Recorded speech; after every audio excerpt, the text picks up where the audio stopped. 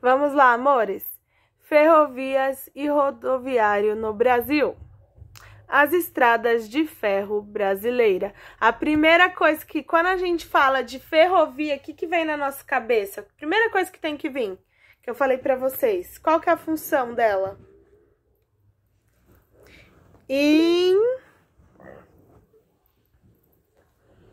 O que ela faz com o continente? São três. Mas lá na época da industrialização, né? Quando o comecinho liga, exatamente. Ela vai ligar, tá bom? As partes do país vão se integrar, tá bom? Elas vão se integrar. Primeira coisa que a gente precisa falar sobre rodovias, tá? Não só no Brasil, mas em grande parte do globo, certo, queridos? Então vamos lá.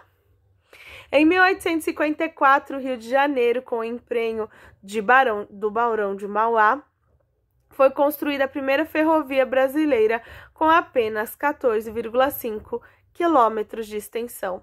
Seu principal objetivo era escoar a produção do interior e integrar o território brasileiro. Esse aqui a gente vai grifar, vai colocar um amor, um chuchu, um coração, o que vocês quiserem aí para dizer que é importante. Então, se eu falar o principal motivo das ferrovias é para integrar o território. Sim? Primeira coisa que tem que vir na cabeça de vocês. Essa época foi denominada como ciclo do café. O estado de São Paulo foi favorecido pela extensão ferroviária, já que boa parte das lavouras do café do país estava localizada nesse estado. Muito bem. Todo mundo grifou? Conseguiu enxergar, Diego? Esqueci de aumentar.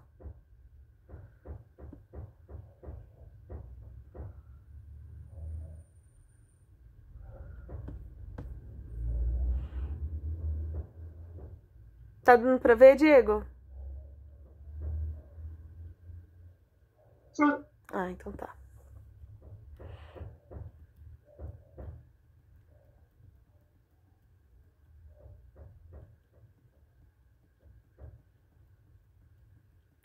Da inauguração da primeira ferrovia até 1930, muitos foram os investimentos no transporte ferroviário, o que fez com que as ferrovias do Brasil ultrapassassem mais de 10 mil quilômetros em 1900.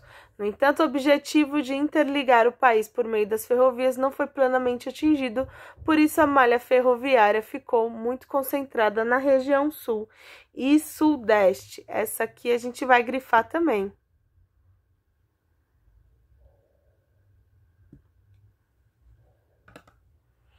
Claro, pessoas, claramente que hoje em dia a malha ferroviária vai ser muito mais extensa aqui e vai integrar muito mais o interior do país, tá?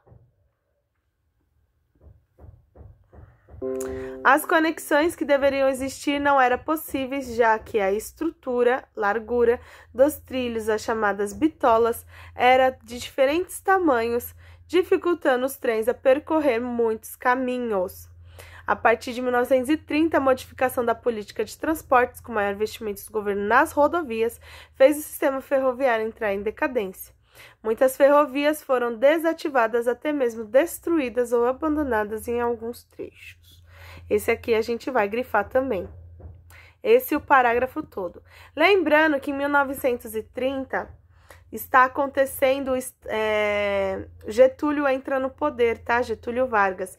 E ele vai tentar modernizar o governo, modernizar as estruturas do país. E por isso o investimento em rodoviárias vai ser maior do que em ferrovias, tá? Que vai ser um tipo de transporte para ele mais obsoleto, mais arcaico, né? Então ele vai querer dar uma mudada aí, certo?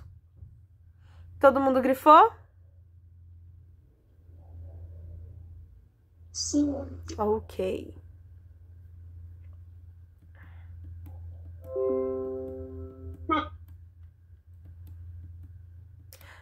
Atualmente, poucas linhas são destinadas ao transporte de passageiros ou turismo.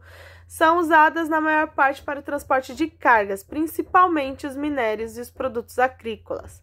As ferrovias minerais em funcionamento transportam, em sua maioria, os minérios extraídos do quadrilátero ferrífero até Porto de Vitória. No interior do país, os produtos transportados são álcool, soja e açúcar. No norte do país, a ferrovia de Carajás-São Luís também faz o transporte de minérios da Serra de Carajás até o porto de Itaqui. Esse aqui a gente vai grifar também.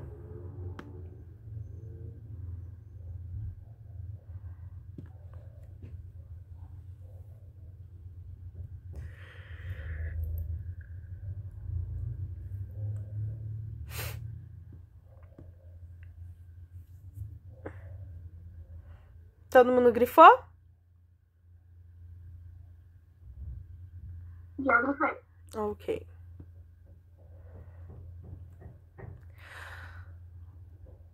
Transporte rodoviário brasileiro.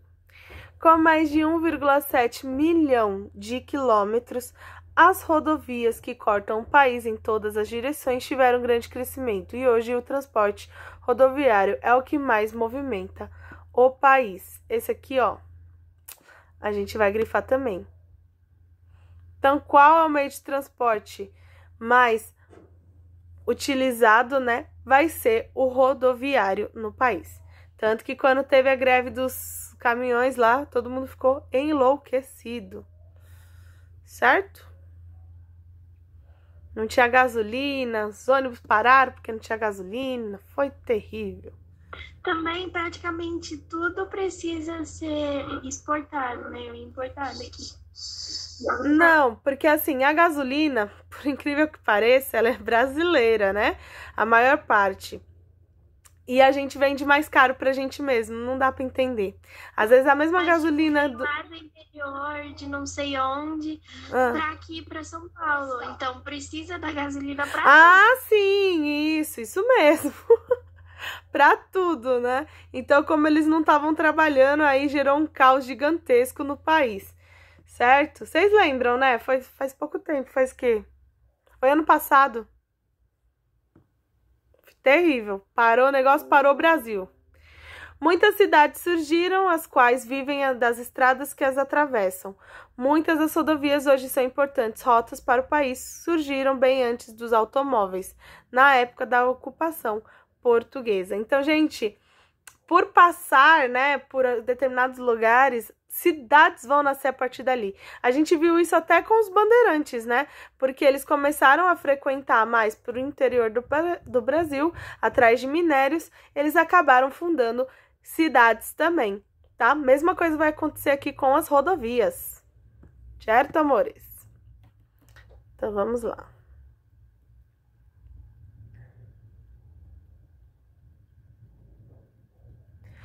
A opção brasileira pelas rodovias. A opção do Brasil pelo transporte rodoviário foi resultado de muitas situações. As primeiras estradas surgiram com o presidente Washington Luiz, que tinha o lema: governar é abrir estradas. Washington Luiz, gente, ele vai ser conhecido por isso, porque ele vai ampliar muito a área rodoviária brasileira, tá?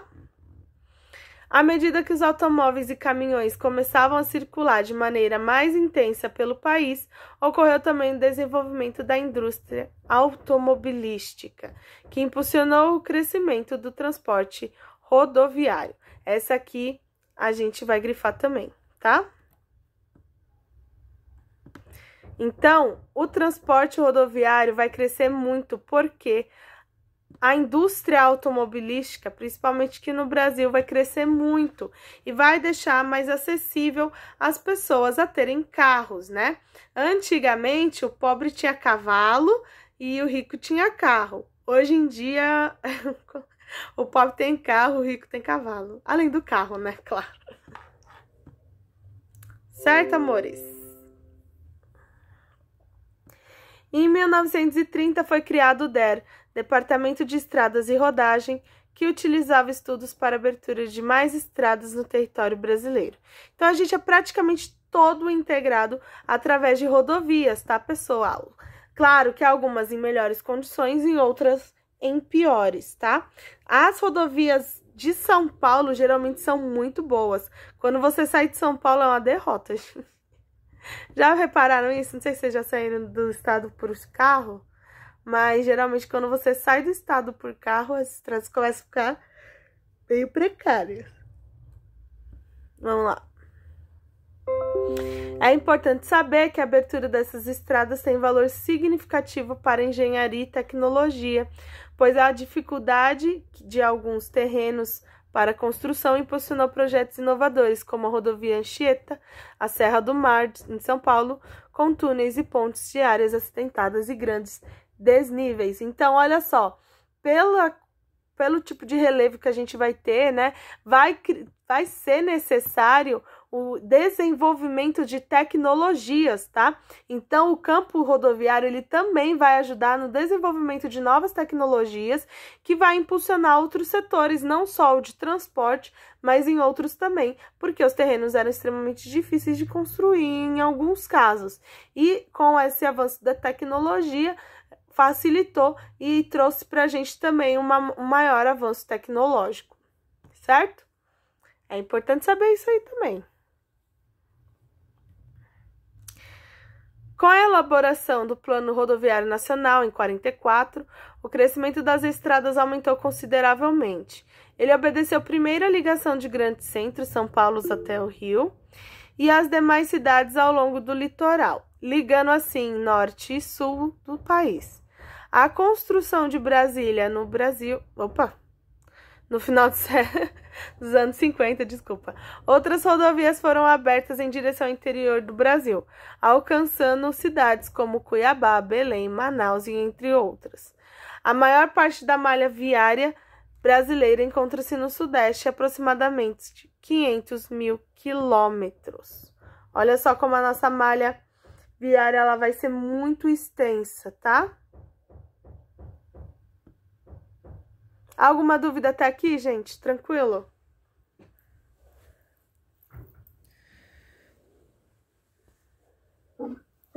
Sim? É muito grande, sim. Verdade. Não tem um lugar que a gente não consiga ir, né? É difícil ter algum lugar que a gente não consiga alcançar de carro. Olha aí que coisa bela, que coisa bonita. Vamos ver o mapa. Primeira coisa que a gente vai ler é o título, não é isso? Qual que é a primeira coisa que a gente lê no mapa, gente? O título, para descobrir do que ele tá falando. Não é isso? Sim ou não?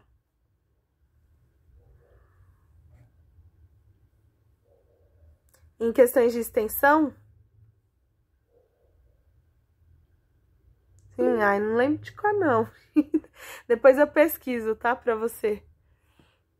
Mas vamos lá. Mas é bem grandão, né? Vamos lá. Olha quanta rodovia a gente vai ter. Meu Deus do céu. Muita, né, gente? A gente tá totalmente integrado. Onde a gente vai ter menos a presença, né? Vai ser aqui na Amazônia, mas eu acredito que seja mais na parte da concentração da floresta, né? Muito bem.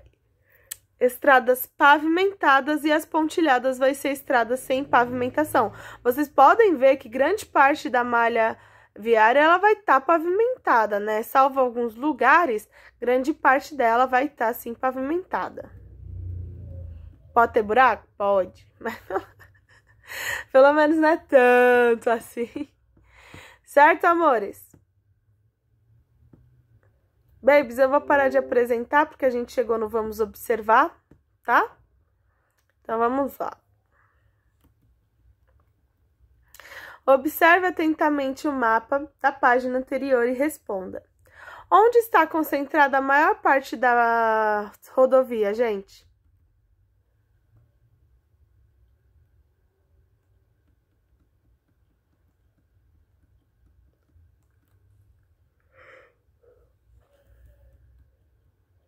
Onde está concentrado, pessoal?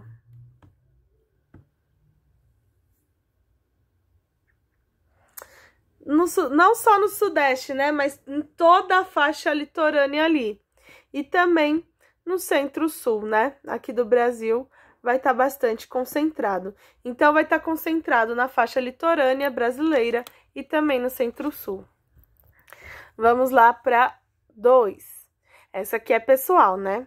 Em sua opinião, que motivos levaram à construção dessas rodovias na região? Mas é sempre bom lembrar, onde está mais concentrado a população?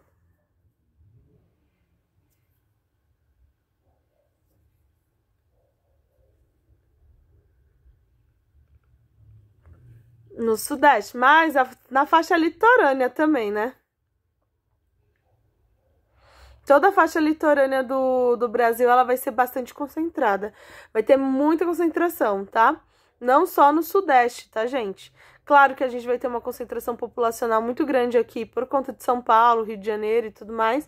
Só que nas faixas litorâneas a gente também vai ter essa concentração, tá? E lembra que as malhas, elas estão ligadas aí. Por quê? Precisa que os produtos do Sudeste cheguem no Nordeste, assim como produtos do Nordeste também precisam chegar aqui, tá? Então, a concentração ela vai ficar muito na faixa litorânea e também a gente vai ter uma dificuldade na construção, né, dessas rodovias no interior do Brasil, porque tinha aquela mata densa, lembra? Muito grande e tudo mais, e o tipo de relevo também, de solo e tudo mais, vai dificultar um pouco. Então, por isso que vai ter essa concentração mais no Centro-Sul e na faixa litorânea. Mas aí vocês vão dar a opinião de vocês, né? A 2, então, ela é resposta pessoal.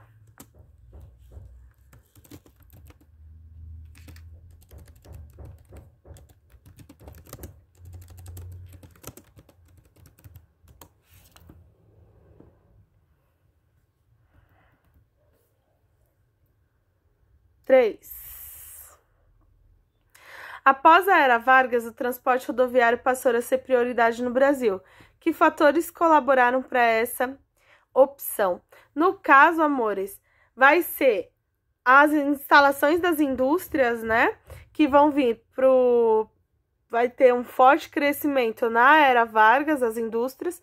Também a indústria automobilística, né? Que vai deixar mais acessível a locomoção via carro. E também a necessidade de integrar o país, tá bom? Certo? Beijo, queijo, galera. Até amanhã na aula de história.